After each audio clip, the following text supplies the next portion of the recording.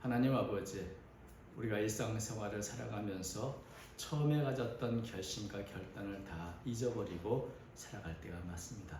흘러가는 대로 살아온 것을 고백합니다. 용서해 주시고 다시 일어나 주의 주신 새로운 힘과 능력으로 우리에게 주어진 사명의 길을 걸어가는 제가 되도록 붙잡아 주옵소서.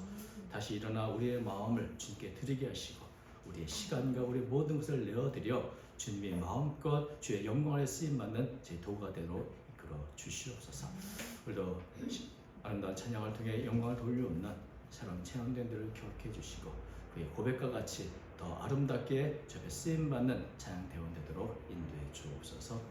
이 시간 말씀을 듣는 시간입니다. 주의 성령께서 우리의 마음과 생각을 주관해 주시고 주의 말씀에 귀 기울이며 주의 말씀을 통하여서 우리의 심령이 변화되도록 인도해 주옵시고 이 모든 일에 부족한 종을 또한 사용하여 주옵소서. 예수님의 이름으로 간절히 기도드리옵나이다. 아멘. 성경을 읽어보면 이 다양한 동물 이야기가 나옵니다. 유명한 이야기 중에 어떤 것이 있습니까? 하와를 유혹했던 뱀도 있고요.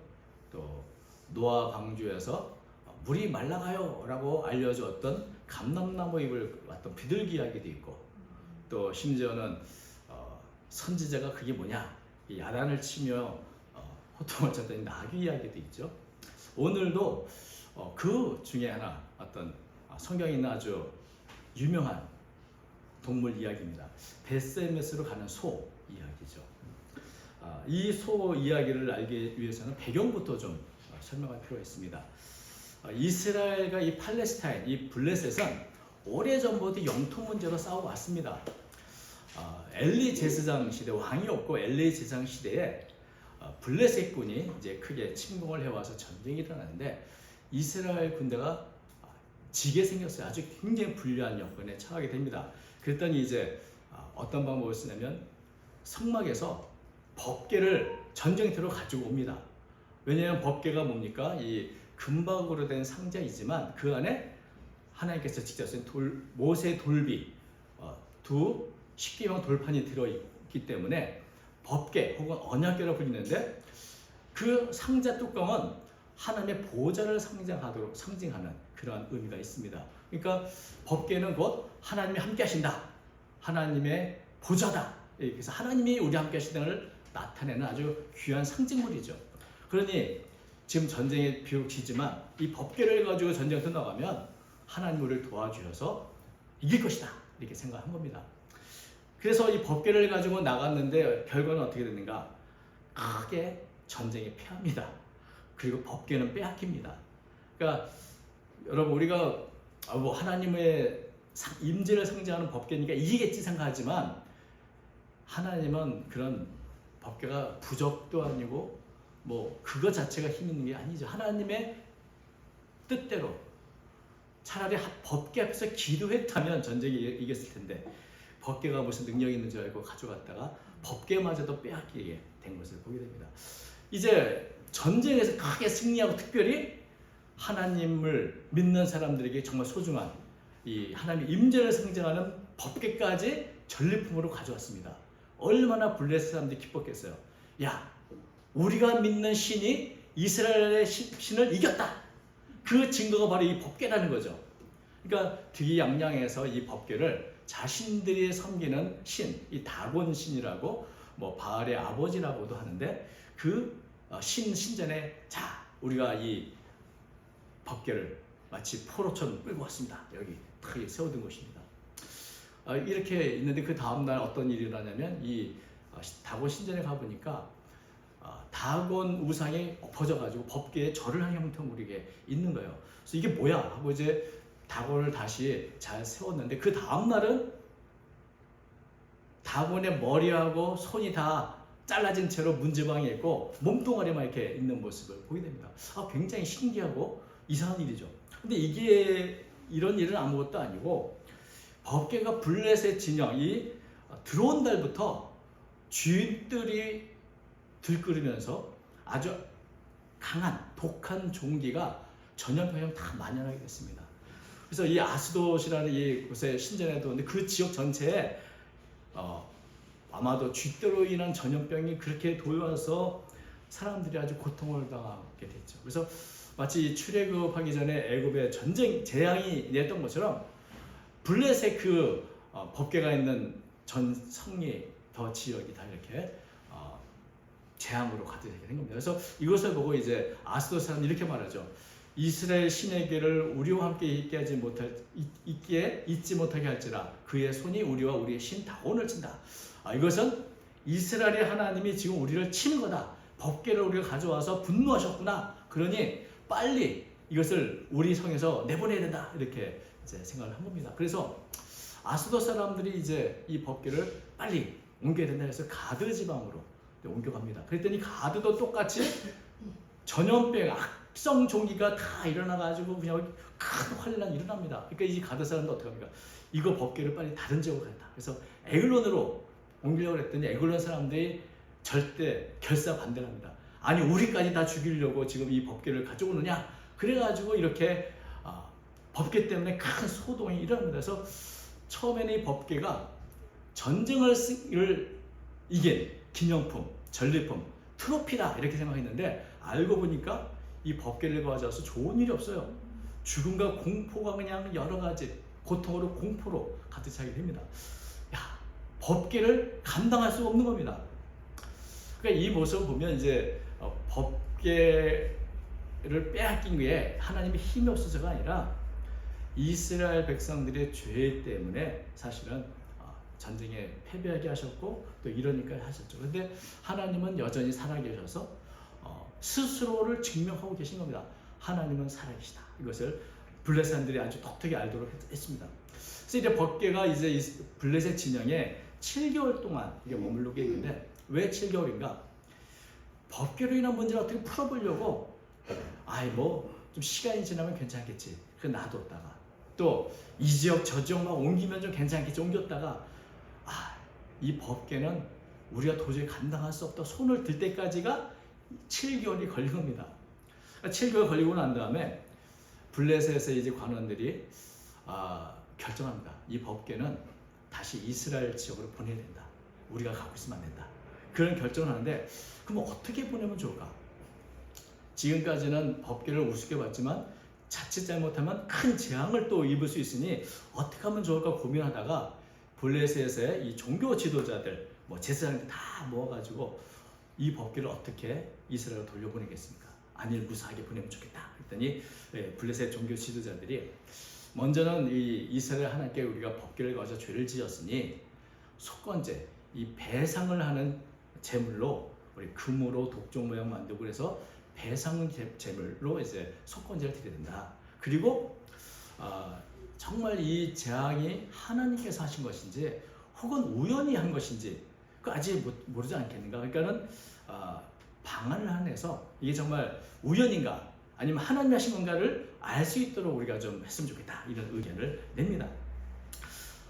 우리가 지금까지 말 들으면 하나님이 하셨다고 우리는 믿지만 믿지 않는 분들은 이거 그냥 우연히 그럴 수도 있잖아요. 마침 법궤가 들어온 그때를 즈음에 전염병이 도는 건 그럴 수도 있지 않겠는가. 그러니 이게 우연인가 하나님의 섭리인가, 우연과 섭리가 굉장히 비슷합니다. 그래서 때로는 구분하기가 쉽지 않아요. 우연과 같은 섭리도 있고 섭리와 같은 우연도 있습니다. 그러니 만약에 이게 우연히 그냥 일어난 일을 우리가 지레 겁을 먹고 금으로 무슨 형상까지 금 독종 무슨 쥐들 형상 만들어가지고 이렇게 귀한 재물까지 우리가 보낼 필요 없잖아요. 우연히 일어난 건데 그러니 어떻게 하면 좋은가? 그래가지고 이제 이 종교 지도자들이 한 가지 방안을 냅니다. 아주 우연히는 결코 일어날 수 없는 아주 까다로운 시험을 내서 이게 우연인지 아니면 하나님이 하신 것인지를 알도록 한 겁니다. 그 방법이 바로 이제 2마리 암소를 이용한 시험인데요. 사무엘상 6장 7절에 보면 이렇게 되어 있습니다. 그러므로 새 수레를 하나 만들고 멍에를 메어보지 아니한 젖나는 소 2마리를 끌어다가 소의 수레를 메우고 그 송아지는 떼어 집으로 돌려보내고 여호와의 궤를 가져다가 수레에 싣고 속건제로 드릴 금으로 만든 물건들은 상자에 담아 궤 곁에 두고 그것을 보내어 가게 하자 이렇게 한 겁니다. 그러니까 이 시험은 사실 이 소를 아주 잘 아는, 소의 생리를 잘 알고 많이 다뤄본 사람들이 이런 방법이죠. 먼저는 어떻게 합니까? 새수를 하나 만들고요. 멍이를 한 번도 메어보지 못한 소 2마리. 근데 그 소는 어떤 소입니까? 송아지에게 젖을 먹이는 소예요. 근데 그 송아지는 떼어다가 집에다 두고 이 암소 2마리에게 이 속건 제물을 실은 새수를 매개해서 이스라엘 지역으로 가는가 보자 하는 겁니다. 근데 여러분, 저는 잘 모르겠지만 소를 조금 아는 분들이라면 소를 다짜고짜 멍이를 맨다고 매는 게 아닙니다. 처음 소를 멍이를 매기 위해서는 적응하도록 훈련 기간이 필요해서 발버둥 치지 않고 순응해서 이게 받는 거지. 처음 매면 이리저리 그 멍에 벗으려고 막 몸부림치는 게 당연하죠. 그런데 거기다가 이게 송아지가 있는데 띄워놓으면 어떻습니까? 떨어지지 않으려고 어떻게든 자기 새끼한테 가려고 또 몸부림치지 않겠어요? 그리고 그것도 한 마리가 아니라 2마리입니다. 두 마리를 함께 멍이를 매는데 2마리가 보조가 맞아야죠. 이것도 적응 기간이 필요한 거고. 그런데 또 문제가 뭐냐면 이 새수를 메고 간다. 어디로 가는지 어떻게 합니까? 이스라엘로 가는 길을 소가 어떻게 스스로 찾아갈 수 있겠습니까? 처음 가는 길인데 소에게 이스라엘 지도를 보여주면 알겠습니까? 그러니 이 문제는 이 소의 본능에 참 모든 동물은 본능에 이게 충실한데 지금 이렇게 도저히 일어날 수 없는 일, 이 소가 지금 그냥 놔두면 어떻게 되겠어요? 당장에 멍에를 벗으려고 하고 또 어디로 갈지 모르니 방향경 없이 이리저리 막 방황하고 송아지가 있는 곳, 송아지 올 때마다 글로 가게 되면 결국 얼마쯤 가다가 되돌아올 거다. 그러면 그 안에 있는 금으로 만든 그 재물들, 그 이스라엘을 가져가고 다시 돌아오는 거죠. 그러니까 손해낼 것이 없다. 그러니까 만약 우연이라면 이게 결국은 다 돌아오게 돼 있으니 만약에 그런데 그렇지 않고 이게 정말 이런 도저히 일어날 수 없는 일이지만 만약에 이 재물들이 이렇게 이런 환경에서도 두 암소가 벳세메스의 이스라엘 지역으로 가만히 가져간다면 이거는 도저히 우연히 일어날 수 있는 일은 아니라는 거죠. 왜냐하면 동물의 본성이 있는데 그 본성을 이기는 어떤 누군가가 붙잡아서 이 길로 가, 저 길로 가 인도를 해야지만 그리로 갈 수 있는 것이고 길을 알려줘야 갈 수 있는 것이지 스스로 두 암소가 방황하지 않고 제대로 갈 수 있는 것은 불가능하죠. 여러분 그렇게 생각하지 않습니까? 그래서 만약에 이런 환경에서 이런 상황에서 두 암소가 이렇게 벳세메스라고 하는 이스라엘 지역에 무사히 법궤를 가지고 간다면 이거는 누군가 눈에 보이지 않는 누군가가 이 암소 2마리를 통제한 것일 것이다. 그렇다면 그것이 우연히 일어난 것이 아니라면 지금 이 다곤 신상이 일어난 사건이나 모든 재앙도 결국 우연이 아니라 이 법궤의 주인이 행했다고 우리가 믿을 수 있다. 이런 안을 낸 겁니다. 그러니까 다시 요약하면 도저히 우연히 일어날 수 없는 이런 상황과 조치를 다 해놓고 두고 보자는 겁니다. 그래서 상식적으로 이 암소 2마리가 벳세메를 가지 않고 송아지로 돌아오면 맞잖아, 다 우연이었어, 겁낼 거 없다고 이런 이야기를 하고 싶었던 것이어서 이 가운데는 이스라엘 하나님에 대한 두려움 없이 우리 믿는 신이 더 위대해, 이건 다 우연이야, 이것을 좀 증명하고 싶으니 바로 이런 시험을 낸 것이 아닌가 하는 생각이 듭니다. 더 이상 이스라엘 하나님 두려울 필요가 없어, 다 우연이니까. 여러분 우리가 살면서 하나님이 간섭하지 않고 하나님은 없고 모든 게 우연이라 생각하면 마음이 평안하죠. 왜? 벌 받을 일이 없으니까. 내가 이런 일 해도 벌 받지 않아, 한 일이 어딨어, 이렇게 생각할 수 있으니 이렇게 블레셋 사람들도 모든 것을 우연으로 돌리고 싶은 마음에서 이런 시험을 하게 된 것 같습니다. 그래서 이 시험은 그대로 모든 것이 실행됐습니다. 이제 이게 하나님이 하신 건가 우연인가, 이것은 이 소 2마리가 어떻게 행하는가에 따라 달려있죠. 그 결과가 이제 12절에 나옵니다. 암소가 벳세메스 길로 바로 행하여 데리러 가며 갈대에 울고 좌우로 치우치지 아니하고 블레셋의 방백들은 벳세메스 경계선까지 따라갑니다. 그 암소 2마리가 새끼를 두고 가면서 울면서 갑니다. 돌아서지 못하고 울면서 가는데 옆으로 좌우로 치우치지도 못하고 그냥 앞으로 대를 향해서 곧장 벳세메스를 향해 가는 거죠. 그러니까 이것은 하나님께서 블레셋 사람들이 얘기하는 그 조건을 다 듣고 그 조건대로 하나님이 살아계시다, 모든 것을 하나님이 행하신다는 것을 나타내기 위해서 특별한 어떤 섭리를 하신 것이죠. 암소를 붙잡고 그 길 벳세메스로 가는 그 모든 길을 바로 행하도록 통제하신 겁니다. 그리고 이제 이 수레는 벳세메스에 있는 여호수아라고 하는 사람의 밭에 있는 큰 돌 앞에 정확하게 멈췄습니다. 그러니까 이 벳세메스 사람들은 암소 두 마리가 뭔가 수레를 끌고 사람도 없이 오는데 그 안에 법궤가 있는 걸 보고 너무 기뻐하죠. 그래서 이것은 하나님이 하셨구나 생각하고 이제 두레의 그 나무들은 패서 장작으로 만들고, 그리고 이 하나님의 법궤를 가져온 두 마리 암소는 번제물로 이렇게 제물로 드리고, 뭘 참 안타깝지만 이거 아마도 이 두 암소는 거룩한 일에 쓰였으니 그냥 제물이 되는 게 좋겠다 생각한 것 같습니다. 그래서 불태워가지고 이제 제물로 드리고 14절부 그렇게 됐습니다. 수레가 벳세메스 사람 여호수아의 밭 큰 돌이 있는 곳에 이르러 선지라 무리가 수레의 나무를 베고 그 암소들을 번제물로 여호와께 드리고.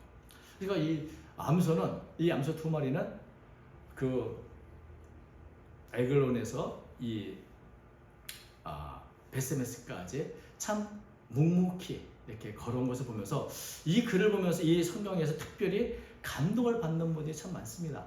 왜냐하면 이 법궤를 멍에처럼 지고 가는 소의 모습을 보면서 하나님이 주신 사명대로 살아가는 그 모습과 굉장히 닮았다 이렇게 생각하죠. 왜 그렇습니까? 제가 한 7가지를 생각하면 이렇더라고요. 힘들지만 사명의 멍에를 메고, 송아지 같은 가족을 떠나는 아픔과 슬픔을 뒤로 하고, 울며 힘들지만 울면서 좌로나 우로나 치지 않고 방하지 않고 푯대만 바라보고 앞으로 나가서 누구와 함께? 동역자와 함께.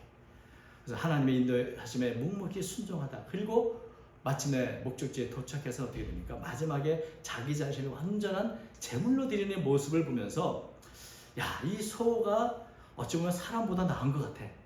참 이 소처럼 완벽한 헌신의 모습을 우리가 보면서 감동을 받는 분들이 많습니다. 근데 여기서 우리가 보아야 할 것은 소의 모습만 봐서는 안 됩니다. 여러분, 소가 어떤 의식이 있어가지고 내가 지금 하나의 법궤를 옮기는 사명이 있구나, 그러고 이렇게 했겠습니까?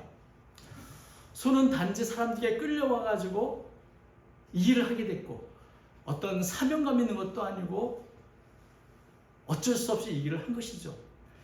이 모든 소를 어거하고 붙들고 이 일을 하게 하신 분은 하나님의 손길이었습니다. 하나님은 이 두 암소를 완벽하게 하나님이 누구신가, 하나님이 여전히 생생하게 일하고 계시다는 것을, 모든 것을 통제하고 계시다는 걸 보여주는 그런 증거로 이 두 암소를 사용하셨죠. 그래서 눈에 보이는 것은 두 암소밖에 없지만 사실 그 안에는 믿음에 들어보면 하나님이 지금 두 암소를 딱 이끌고 어거하셔서 굽이 모든 길을 인도하게 계셨다. 그래서 우리는 볼 수가 있는 겁니다. 눈에 보이지 않나 하나님은 이 모든 것을 간섭하고 계시고 하나님의 살아계시는 걸 스스로 증명하고 계시다. 그것을 이 사건에서 알 수가 있죠. 그래서 이 말씀에서 우리가 은혜 받을 부분이 이런 거죠. 참 우리도 짐승처럼 우매무지하고 사명도 제대로 알지 못하고 살아가지만 하나님은 이 짐승 같은 나를 이렇게 인도하시는구나, 이렇게 참 생각할 수도 있습니다.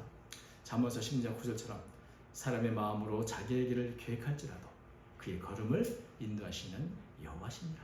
그러니까 우리의 모든 것을 눈에 보이지 않지만 하나님이 인도하고 계시는구나, 이 암소 두 마리 인도하신 것처럼, 이런 것을 우리가 잘 깨달아야 되는데, 사실 그거는 우리도 잘 깨닫지 못하고 믿지 않는 사람 더 그렇죠. 봐도 모릅니다. 깨닫지 못하죠. 그래서 왜 그러냐면 이 블레셋 5 방백들이 이제 블레셋 진영에서부터 처음부터 끝까지 다 유심히 그것을 관찰하고 있었습니다. 소가 어디로 가느냐, 우연인가 하나님이 하신가 이거 알기 위해서 처음부터 끝까지 다 살펴보고 유심히 봤는데 이것은 결코 우연이 아니고 정말 하나님이 인도가 계시는 것을 분명히 이 방백들은 알게 됐을 것입니다. 눈으로 보았으니까. 그러면 여러분 어떻게 해야 될까요? 이 다섯 방백들은 정말 하나님은 살아계시는구나. 그 하나님에 대한 두려움을 갖거나 혹은 하나님은 정말 온천에 살아계신 하나님 이런 신앙 고백을 하거나 나도 이런 하나님 믿어야겠다는 결단이 있어야 되는데 오늘 16절 보면 이 블레셋 다섯 방백은 그것을 보고 그렇구나 하고 그냥 돌아갑니다. 16절 블레셋 다섯 방백이 이것을 보고 그날의 에글론으로 돌아갔더라. 그렇구나. 기적을 보고 이 놀라운 일을 봤는데 그렇구나 하고 그냥 아무런 변화 없이 이전의 삶인 에글론으로 돌아가는 것을 보면 사람이 참 무죄. 그렇다면 우연인가 하나님인가를 아는 게 뭐가 그렇게 중요한 것이냐. 어차피 변화가 없는데 사실은 우리가 하나님을 모를 때 몰라도 안다면 이제는 이전의 삶은 달라져야 되지 않겠습니까? 뭔가 변화가 일어나야 되는데 우연이 아니라 하나님이 하시기 분명 알면서도 뭐 그런가 보다라고 한다면 사실 어떤 기적을 봐도 삶은 변하지 않을 겁니다. 우리가 아람 장군이었던 이 나아만이 문둥병으로 이 나병 때문에 고생을 하다가 엘리사에게 나와서 우리가 잘 아는 것처럼 요단강물에 7번 목욕을 하고 이제 다 깨끗하게 났습니다. 그때 이제 나아만 장군 이런 고백을 합니다. 내가 이제 이스라엘 외에는 온 천에 신이 없는 줄을 아나이다. 그러니까 요단강물에서 자기의 병이 다 고쳐진 것이 바로 하나님의 능력이다 라고 고백을 하고 이제부터는 하나님을 섬기겠다는 결단을 합니다. 그래서 나아만은 이전과는 다른 삶을 살아가게 되는 거예요. 그래서 몸의 병만 고친 게 아니라 영혼이 회복되는 이전과는 전혀 다른 삶을 살게 되죠.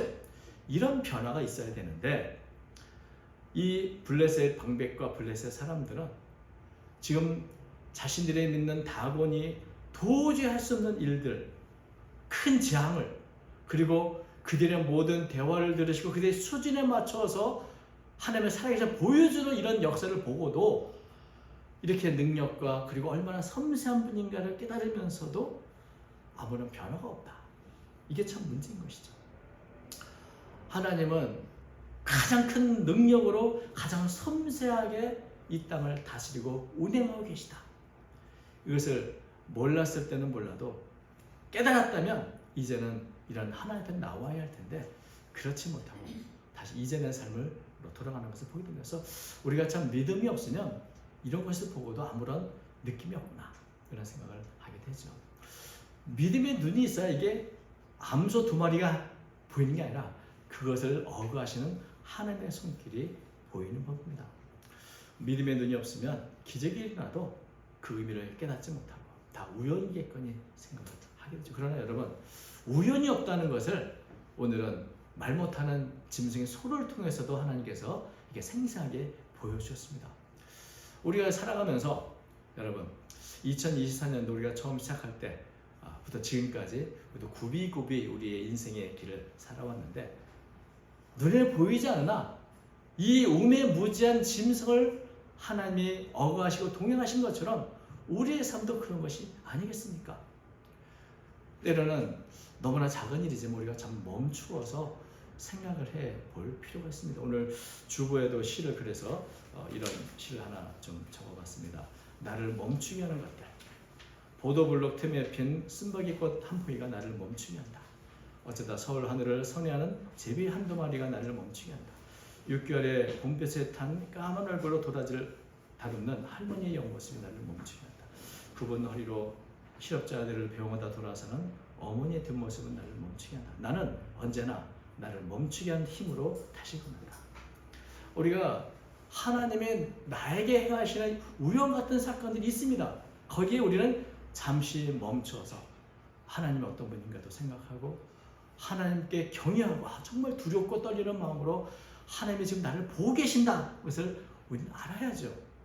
그래서 나는 짐승처럼 아무것도 모르고 살았지만 하나님은 나를 이렇게 안전하게 평안하게 보호해 주었구나. 이런 감사도 있어야 되고 또 이런 하나님을 더 잘 섬기겠다는 결단도 있어야 되겠죠. 지금까지 인도하신 하나님 앞으로 우리 삶도 인도하시겠다. 마치 이 암소 2마리 인도하신 하나님이 나의 삶 전체를 인도하고 계신다는 이런 믿음의 고백이 사실은 있어야 되겠죠. 여러분 하나님은 우연과 같은 섭리로 우리의 삶을 지금도 다스리고 계시고 눈에 보이지 않는 우리의 인생의 걸음을 이끌어주고 계십니다. 우리 가운데 생생하게 역사하고 계시는 그 하나님을 작은 사건 하나, 우연히 찾아본 어떤 제비두마리를 통해서도 우리는 알 수 있어야 됩니다. 그리고 맞아, 하나님은 여전히 나와 함께 하신다. 내 삶을 인도하신다. 이것을 믿음으로 바라보는 가운데 믿음의 용기와 또 하나님 인도에 순종하는 삶을 살아야 될 줄로 믿습니다. 아멘. 올 한 해 우연 같은 사건이 있었다면 쓴바귀 한 포기가 보도블럭의 틈에 자라나는 그런 모습을 본 적이 있다면 그 모든 것이 나를 깨우쳐 주시고 교훈해 주시는 하나님의 손길인 줄로 믿으시기 바랍니다. 그 하나님 앞에 내 감사한 마음으로 순종하는 삶을 살아가는 저 여러분 되시기를 주의 이름으로 축원드립니다. 거룩하신 하나님 아버지, 오늘은 베세메스로 가는 두 암소를 통해서 주님께서 주시는 교훈의 말씀을 생각합니다. 주님, 우매무지한 짐승 같은 저희들입니다. 깨닫게 해주시고 또 알려주셔서 우리의 삶을 인도하시는 주의 손길을 붙잡고 늘 승리의 걸음을 걸어가도록 인도해 주옵소서. 우리는 어디로 갈지 알지 못하오나 주님께서 우리의 길을 비춰주시고 친히 우리의 손을 붙잡아 이끌어 주신 줄로 믿습니다. 날마다 주의 말씀에 순종하는 삶을 살아가도록 도와주시고 또 주께서 주신 사명 끝까지 잘 감당하는 제가 되도록 인도해 주시옵소서. 베세메스로 갔던 그 소와 같이 주의 쓰임받는 우리 교회와 우리 모든 성도가 되도록 붙잡아 주옵소서. 우리 주 예수님의 이름으로 기도드리옵나이다. 아멘.